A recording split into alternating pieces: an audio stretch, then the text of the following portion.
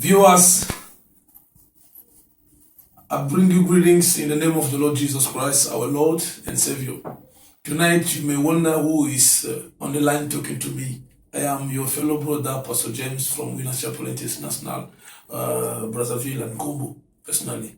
I am the founder of this Good Samaritan Association, believing God to help the needy and the widow around the world. So today I come with one special word for somebody listening to me. You may be going through some hardship challenge in your home, in your family. Things are getting bad every day and people are telling you that there's no hope for you. That's really a lie, because I believe God has not said his last word. Please listen to me. The last word in your life is not what you are thinking, it's what God is about to say. He said in the word of God, there's a time for everything.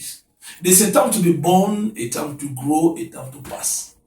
So if you are sick today, I just want to say to you, this is just like a starting point. You know, in the manufacturing company, anytime the product is released, there are 2 days behind. If you can see the stamp, there's a day the product has been manufactured.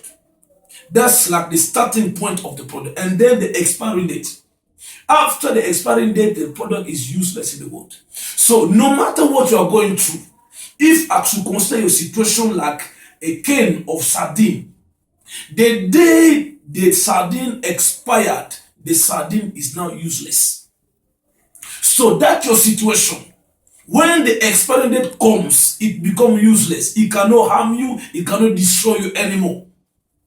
Our problem today is not the devil. Don't accuse the devil. Don't blame anybody. My father in the Lord, Bishop Edipo, always say God is not to be blamed. No man should be blamed. Our main problem is lack of knowledge.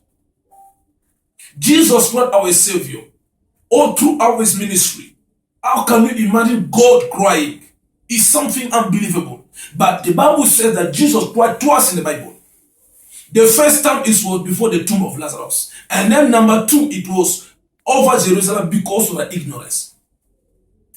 When you don't have knowledge, you are like a computer without any application data inside.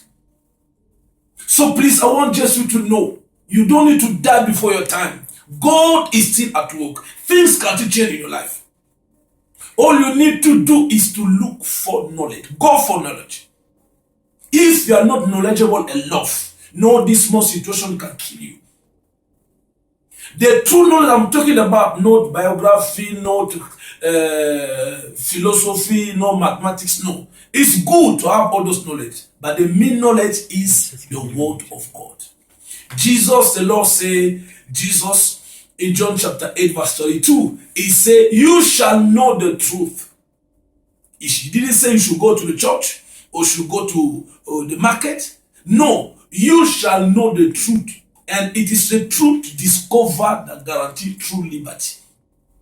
And this truth need to be preached and revealed unto you.